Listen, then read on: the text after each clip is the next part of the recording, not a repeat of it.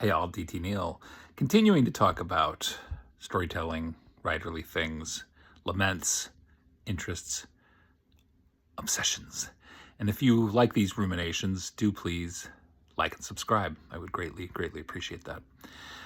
Picking up where I left off about illusion and delusion, it's very paradoxical because from a writer's perspective, we are accomplished deceivers.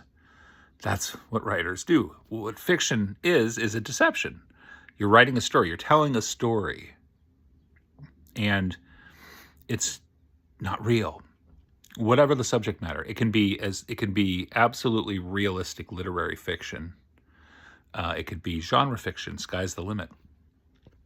But what you're having to do is create something credible enough that people can buy into it and go along with the deception of what you're telling. If it's a good story, it'll compel.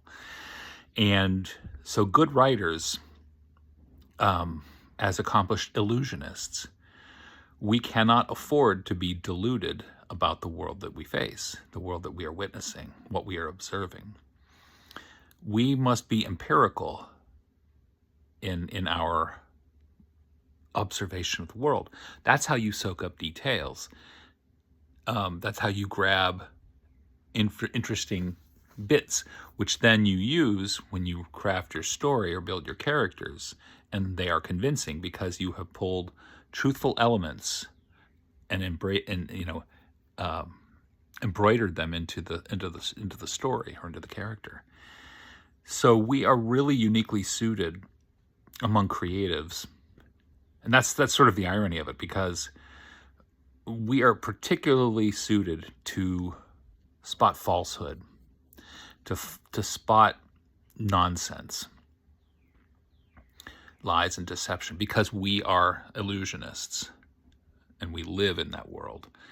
And a writer who is uncomfortable with truth, and this is going to seem weird, this is going to seem, again, paradoxical, because we deal in untruth, in fiction, we are forced to be strongly attuned to objective reality and empirical reality, because that's what makes things believable in stories, right?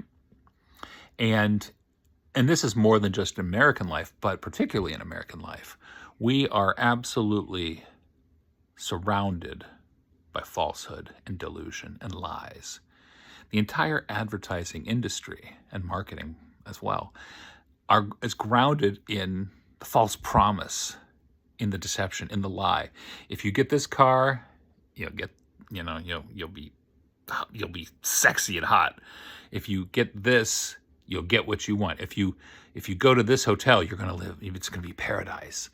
And everything. If you get this furniture polish, you're going to live like a king or a queen.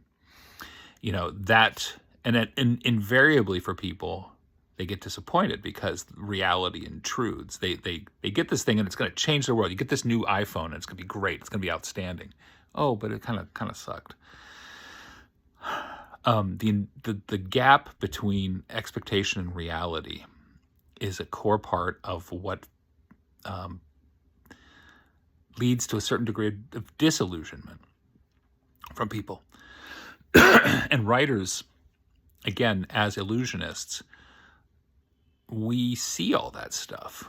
We'll see somebody pander to an audience, and we're kind of like, oh, they're swinging low there, aiming for that group. And we watch them manipulate people with stories and lies, and we're thinking, And from a writerly perspective, you have a unique insight into that, because that's what you're doing when you write a story. You're trying to compel and persuade and deceive. And while at the same time, and this is the paradox of writing, if you're writing anything good, okay, you're trying to use deceptive means to communicate a truth. Ideally, if you're writing something worthwhile, not junk. I always accept hack work from this calculus. But if you're writing something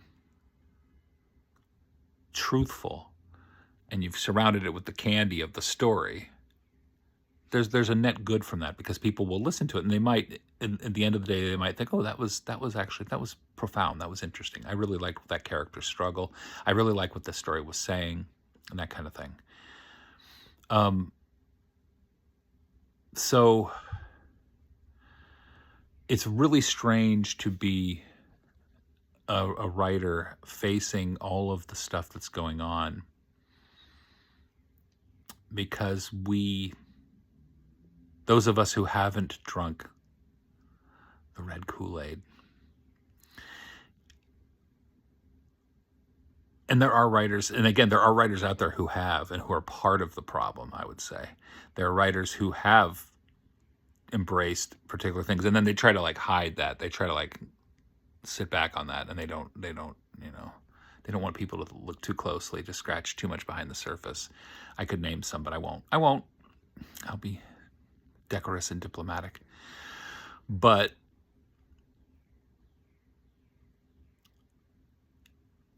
there is a point where a storyteller must be a truth teller as well. Otherwise, what you're peddling is just junk, and it's not getting to those key human needs. And it's not like you don't have to write parables. You can write entertaining stories, but there still has to be that core truth at the heart of it. Something, whatever it is that your story is about, whatever that key idea, whatever theme it is, there has to be some truth to it for there to be value. But at the same time, while you're doing that, you're wrapping it all up in illusion. Pretty language, evocative scenes, good details, persuasive elements. And that's what makes the difference between a worthwhile story and one that's not. And you'll see kind of where I'm going with this in the next post that I do. I'm going to keep this one from being too long, because I'm mindful of people's time and attention. Anyway, there you go.